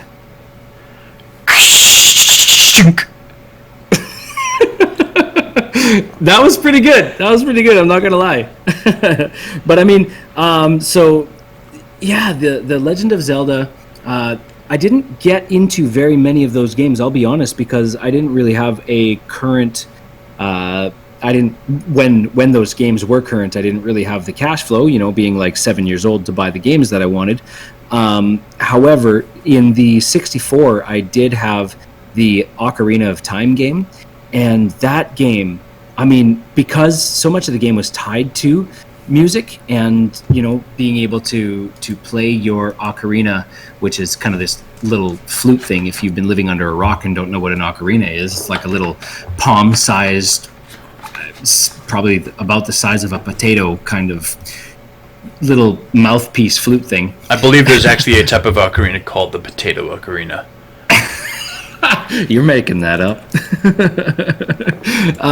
But the entire game was like built around the ability to kind of evoke different responses from the world according to the music that you played on your ocarina. And like, so I was looking over this thing and I'm like, man, Epona's song, which you would use to call your horse, or just there was just all kinds of little, and they were just little 3-note riffs. They weren't anything special. You'd play a 3-note riff, you'd play it twice over on the music bar, and that's it. That's all you'd do. But then as soon as you'd get to like this level or this point in place where you were supposed to evoke this sound bite, this music, this kind of musical response, the in-game music would change to kind of prompt you to do this thing. And while they included that riff often in the music, they would of course embellish, and they'd add the entire orchestra to it, and they would make it sound amazing. But you knew exactly what you were supposed to do when you would hear that 3-note riff played by a 100-piece orchestra or what have you. And yeah, I think that was very elegantly done. And I love it to this day, and I even remember the music from Deku Forest, which is the starting zone, the place that you kind of wake up as this little kid Link, and you've got this fairy kind of perching on your shoulder, kind of yelling in your ear, saying, "Hey, listen!" and waking you up from that sleep you were having, and then she sends you on this grand quest, right? And what I think of when that music kind of cues up and I hear what that brings me back to is like as a 10-year-old kid, kicking open a treasure chest, and like the glow coming out of the treasure chest, and this little kid Link kind of trying to reach into the bottom of the treasure chest, and it's so deep in there that his legs come off the ground trying to reach whatever kind of treasure is in the bottom. And I just remember this sense of wonder, because all the games I'd played up until then, there was no such thing as a treasure chest in any of those games. And it was just like this, oh my gosh, I'm opening a treasure chest, what is in this thing? And you just pull out kind of a not useless, but like very simple kind of pair of leather gloves that don't really mean very much. But at the time, it was like, oh, I got gloves. I don't have any gloves. And you put the gloves on, and all of a sudden you become that slightly little bit more powerful. And I'm just like, man, that sound, that music, that Deku Forest kind of music, it reminds me of this sense of security, the sense of wonder, the sense of safety in this starting zone where nothing's really trying to kill you very much. And you're just this feeling of wonder, being able to open this treasure chest and just, this thing is so cool. Actually, the treasure chest sound effect is like 10 seconds long, which is crazy because most sound effects, even in the early games, were only like a second long. So that whole doodle doodle doodle doodle as the camera rotated around the chest and then it opened up and it glowed gold and all that stuff. That was an extremely long sound effect. And then you've got this little kid Link holding his hands up in the air, and for some reason there's this floating enigmatic magical thing that's kind of 6 inches off his hands. By the way, I looked up Potato Ocarina. Yeah. And there's a hollowed out potato with holes in it. Of course there is. But the only reason I looked it up is because there is actually a type of ocarina called the Sweet Potato Ocarina. It's an actually type... and it's the type that looks like... what's his face? Link's ocarina. It's called the Sweet Potato Ocarina. Sue me. I won't sue you. I'll believe you. I'll trust that you're telling me the truth. Well, I mean, I could continue to talk about all kinds of different video games, principally the Donkey Kong Country and the Donkey Kong 64 and the music associated therein with this kind of sense of dread when you'd get into like the cave theme music, and that there's this little claptrap just on the next ledge that's going to bite you as soon as you jump over. Or like in 64 when you've got like your opening credit scene and you can see you've got your 5 monkeys on the front. You've got Donkey Kong and Diddy Kong, Tiny Kong, Lanky Kong, Chunky Kong. Yes, I remembered them all. And just I hear the music, I see them, and I'm transported back to that kind of awkward gait that Lanky Kong, the orangutan, has, or that big kind of weird lumbering gait that the that Funky Kong with his giant kind of over the shoulder cannon has. And it's just like, that's Chunky. That's what I said. Oh, did I say Funky? I meant said Chunky. Funky, yeah. Funky's Donkey Kong's brother. He's the kind of guy that sells you all your weapons. That's right. Yeah. Anyways, so that music is real iconic for me. But actually, Funky sells the instruments. Are you making that up? No. There's instruments and weapons. Funky sells the guns. Who sells the instruments? Wouldn't Funky? That sounds like a music guy. I don't know. I'm just arguing Funky for. Sells the guns. I don't remember. If we're wrong, go ahead and throw it in the YouTube comment section and tell us what kind of dolts we are. But what I kind of the two big games that I really wanted to showcase, we're getting a little long here, but I just want to quickly touch on The Elder Scrolls 3, Morrowind. That title screen, I absolutely loved that music so much that as a budding young guitarist on my first electric guitar, I learned how to play that little riff, that dun dun dun dun dun dun da da dun dun dun, that kind of thing. I learned after endless hours of practice how to play that on my like $300 piece of trash guitar. What? $300 guitar is a piece of trash? That sounds like a pretty pricey guitar for some random kid. Well, It was my first guitar. I've only ever owned two guitars, one electric and one acoustic. And my parents bought me, I bought myself the electric, which was what I'm referring to as the piece of trash. And my parents bought me the acoustic, which I think they said it was like $650 or something. Whoa! Which, as far as acoustics go, dude, it's not even close. My sister's first guitar was $15.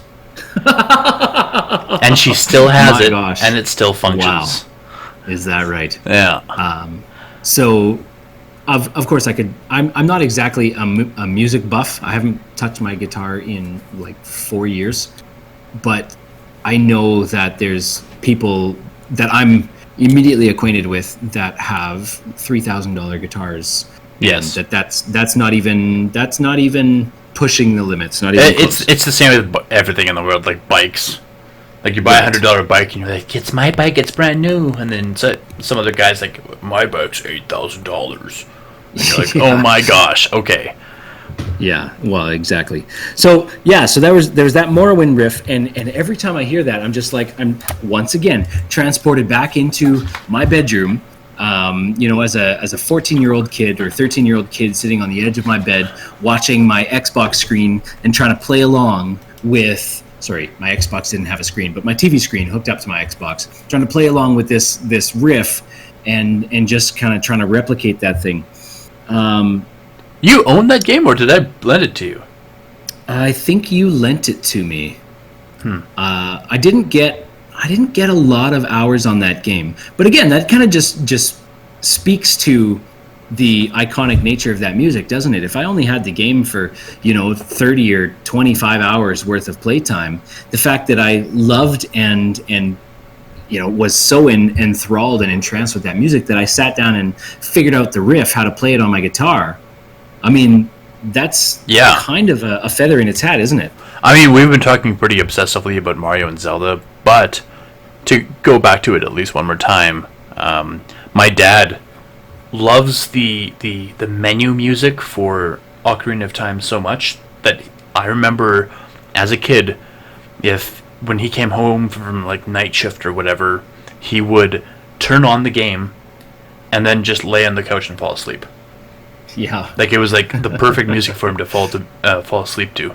And since then, we have as kids have actually made a mixtape that has that, or like it's CD or whatever, but it has that song on it for him to fall asleep to. Nice. Yeah, that's great. You are good children. I know on this. Sorry, did you have something to say? No, go for it.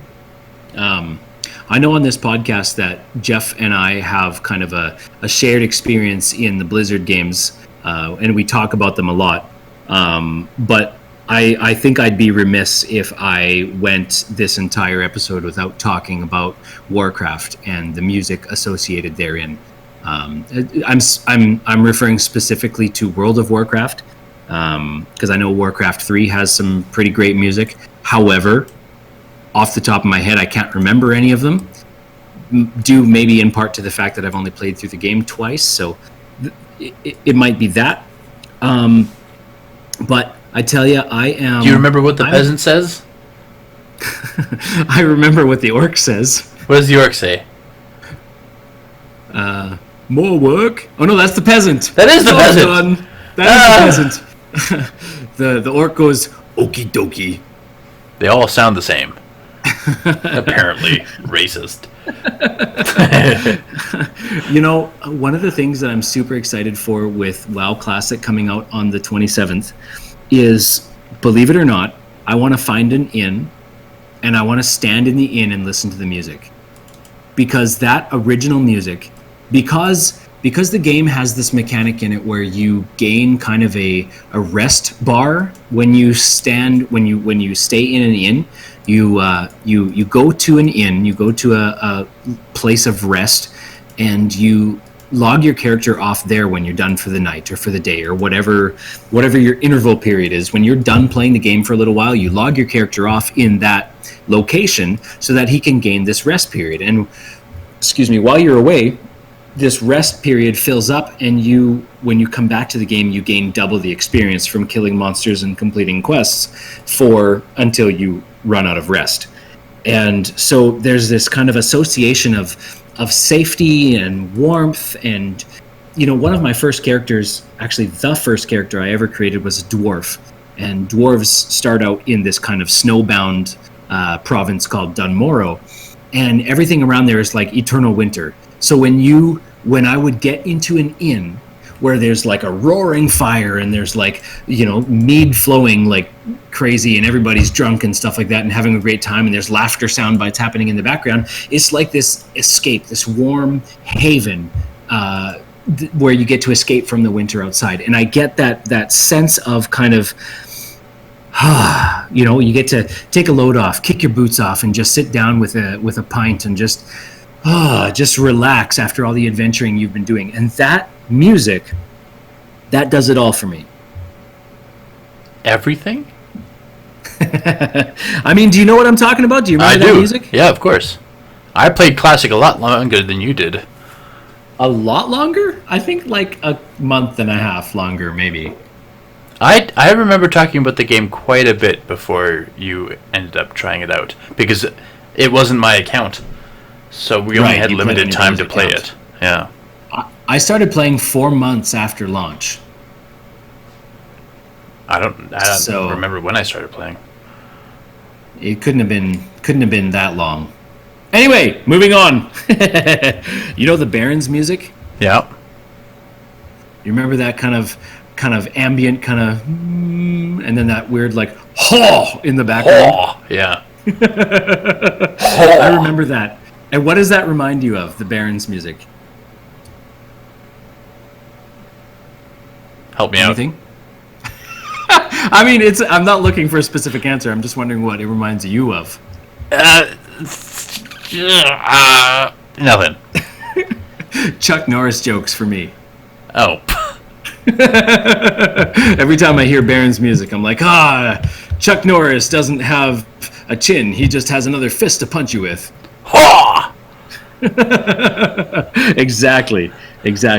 And I mean, so the expansion, come on, the one right before Legion. What the heck was it called? Come on. I love when this happens. Warlords of Draenor. Yes, I got it before you did. I had it the whole time. Well, I got it before you reminded me. In Warlords of Draenor, they changed the sound. This is the only point I have for like sound bites. But they changed the sound of the gunshot. Did you notice that? I'm sure you noticed that. I don't like hunters. Yeah, that's true. So no. Like but you've played with hunters, I'm sure. So in the entire game before Warlords, the sound of the gunshot was like the musket, kind of a throaty kind of, and you'd get that sound out of like the flared mouth of a musket gun. And I mean, it was very, very cool. There was nothing wrong with it, and I would have never asked them to change the sound. I had no problem with the sound. But when they came out with the new sound of like this more accurate, kind of more punchy rifle sound, that was just so incredibly empowering for me. I was like, yes, I don't want to use a bow because bow sounds suck. I want to use the gun again. And man, I just absolutely loved the sound. And that got me, believe it or not, that one sound bite got me to change weapons on my hunter and got me to play my hunter probably for hundreds of hours more than if they had stuck with that old kind of musket sound. What a nerd. No. I mean, it's a sound effect that you would be experiencing like constantly, so of course you would need to like it. Well, and that's the thing, like I didn't even realize that I was getting tired of it. I don't think I was getting tired of the old musket sound. But this new sound was like, it was paramount. Refreshing. To put it very, very lightly, it was paramount to the new combat animations that they came out with in Legion. The new kind of sword animations, the new kind of spell animations. Because a hunter, I mean, it raises a bow and it shoots an arrow, or it raises a musket to its shoulder and it fires a bullet. Like it's really, really simple, guys. There's no kind of new mechanic, no new skeletal mechanism that your character has to go through. It's still just lifting a gun to its shoulder, right? But the fact that the sound is so different, it's iconic. It's just like, oh, it's such a breath of fresh air. It's like a cool drink of water that you didn't know you were dying of thirst before. Right. You know what I mean? Yeah. So yeah, I mean that kind of brings me to the end of my list, anyways. Yeah, I'm sort of done as well. Other than a couple sound bites that I found, and I was like, oh my gosh, I wonder if Daniel will be able to remember these. Now, some of them I know you won't know, just because they're games that I know you didn't play. But some of them are, even for games you didn't play, you might still know the noise. Okay. For example, when you got caught out of stealth in Metal Gear Solid, there would be a big exclamation mark would appear above the NPC's head as he spotted you, and it would be this high pitched like wah! Kind of like, oh, I'm caught. And it was duplicated over and over again through all of the games, through Super Smash Brothers, and any game that Solid Snake was in. This noise was always like closely following him. Same with the death music. The death music is always the same in all of the games, but even I can't remember the death music. Well, the nice thing about those sound effects too is you don't have to retrain your players, right? Right. They know right away. They've got that kind of fast jerk reaction to, oh shoot, I've been caught. Well, the thing with the death music is it's accompanied by voiceover, and it's always your boss being like, Snake, where are you? Snake! Snake! And it's music with that going on, kind of thing. It implies that he's kind of yelling in your radio earpiece. Right. Okay, what about Final Fantasy end battle music? I have to be honest, never played a Final Fantasy. It's dun dun dun dun dun dun dun dun dun. I have heard that sound many times. Yes. So that's one of the neat things too, is that these iconic games that you get to kind of absorb that through other people's experience, kind of absorb it by proxy, right? Because everybody would be like, Final Fantasy, everybody knows that, and so they add that soundbite to their video on YouTube or what have you. And so I've heard that so many times, not knowing that it came from Final Fantasy. There's also the chocobo sound or music from Final Fantasy. Every time you ride a chocobo, which is like a ostrich bird in the games, it plays this really silly music, and it's like, if I could replicate it, it would be amazing. It was like, I'm playing it silently so I don't humiliate myself. It was like do do do do do do do do do. No, I can't do it. Just move on. Forget it all. Yeah. Yeah. I don't want to butcher it because it's a really like iconic song. What about the Halo Shield regenerating? Oh yeah. Yeah. All right. Yes. What about this is going to be kind of a discourse on how good we are at making mouth noises. Okay, do you remember the whole Zelda Treasure music? Oh gosh. I did a little bit of it at the beginning. Well, not the beginning, earlier. I don't think I do. I bet you if I heard it, I'd be like, "Oh, that's it." But I'm not pulling it out of the beginning when he just starts to open the chest. He's like doodle doodle doodle doodle doodle, and then it becomes da da da da. Okay. I think I remember. You actually think? I think I do. It's the same in all of them. No, it's not. I played Ocarina of Time, so I wouldn't know that. I think Ocarina of Time is like the original for that soundbite, but okay. it continues into Majora's Mask and a few others, I think.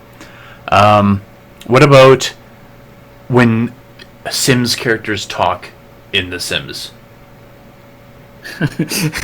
The nonsensical jargon. Horgan, blorgan, jargon, shorgan. It's actually a combination of English, Italian, Spanish, French, and like German. All right. They push all the languages together to make it sound like it's actually a unknown but coherent language. Blarg doggen a starfin. You're a good door, like it's just like weird noises, right? But it sounds like they know what they're talking about. It's almost a language. Yeah. What about the sound of the portal gun in Portal? Never heard it. Really? Never played It's Portal. Like, brah? I can't do it. Brah. Brah. I can't replicate it.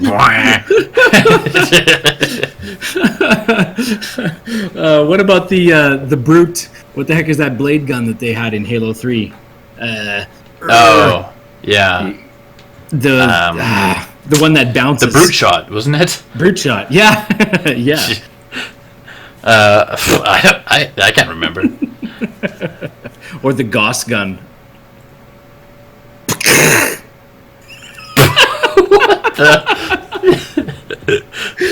Okay, moving on. Okay, this one requires some assistance, so give me a second. Okay.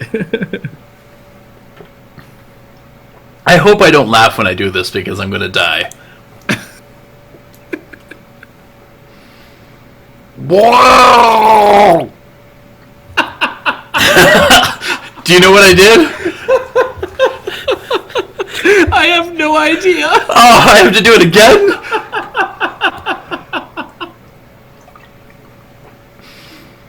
Whoa!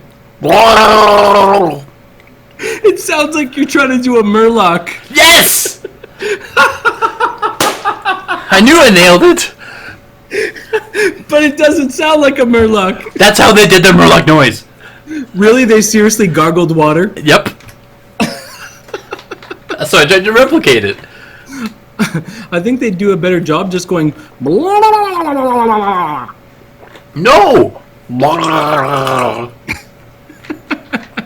That was a bad one. Okay. How did we get through an entire episode without talking about a Murloc till the very end? Because it was intentional by me. No, I have no idea. They even included it in the Warcraft movie. I can't remember. That movie was trash. Actually, it's true. That's that's one of the things that I'm actually a little bit terrified about playing WoW Classic is that I know how social the Murloc pulls are, and you like get into this this little Elwyn forest where it's like play up to level 10, so everything's supposed to be like really coddling you so you don't die, and the Murloc pulls are just like, oh, I pulled one Murloc. No, I actually pulled 16 of them. Run away! Oh yeah, I remember that most fiercely in Westfall. Oh, Westfall, yeah. Right down on the seashore there. Yeah. Yeah. That's really my list. I was trying to save the Murloc for last, so yeah. Well, I'm glad you did. I would have never guessed that they used water to gurgle, but you know. Yeah. So, do you have any sound bites for me? Do you remember? I don't. Did you play Banjo-Kazooie? No, I didn't. I thought those games actually I couldn't. I found them annoying. Yeah, believe it or not, I didn't. I also didn't play Spyro because I found it annoying as well. But Spyro was for PlayStation. Banjo-Kazooie was right there for Nintendo, right? Spyro was also for Nintendo. No. We have it on our Nintendo GameCube. What? Better look this up. I guarantee you we have it on our GameCube. Because my wife plays it from time to time. Oh, let's see about this.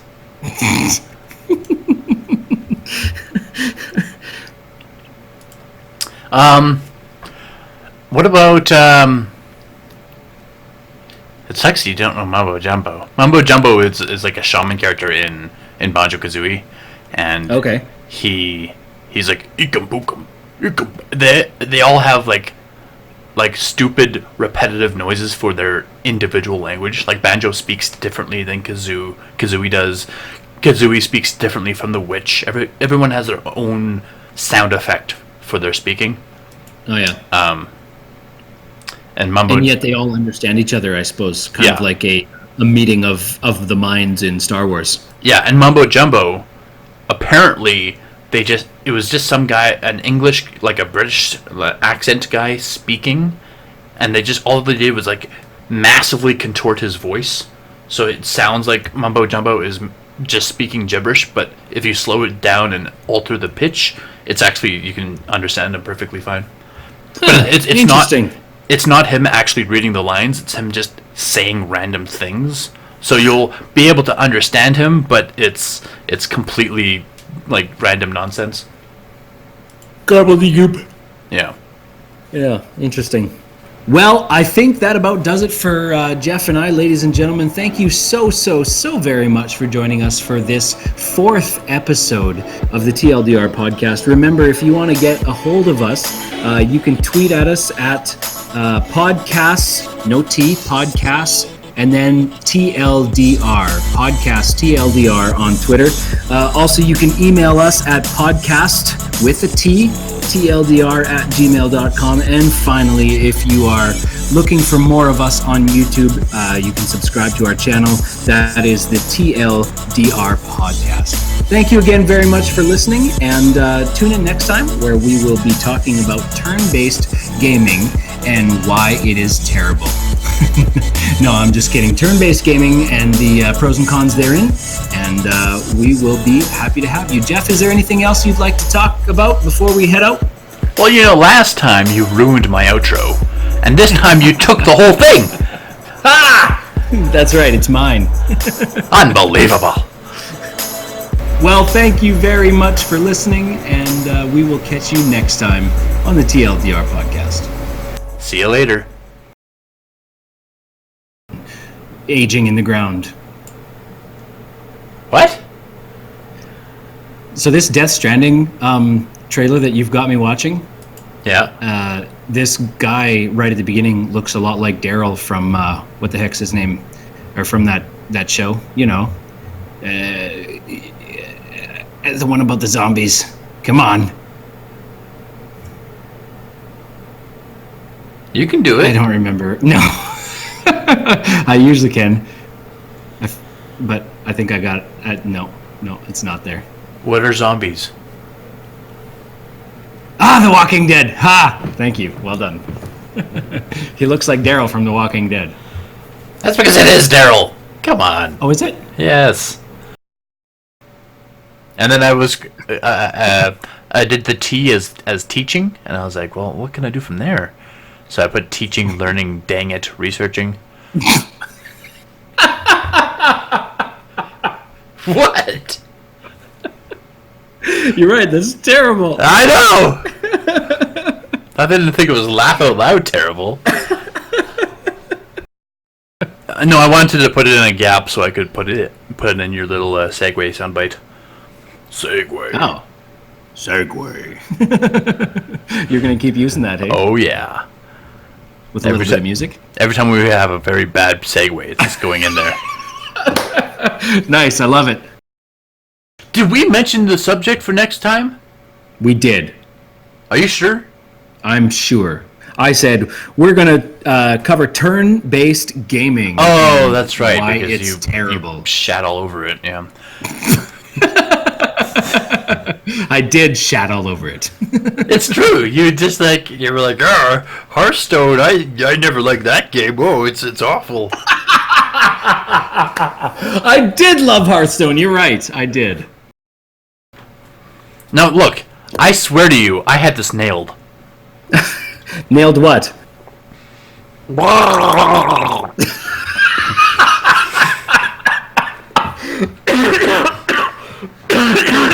What are you doing to me? I practiced it and everything.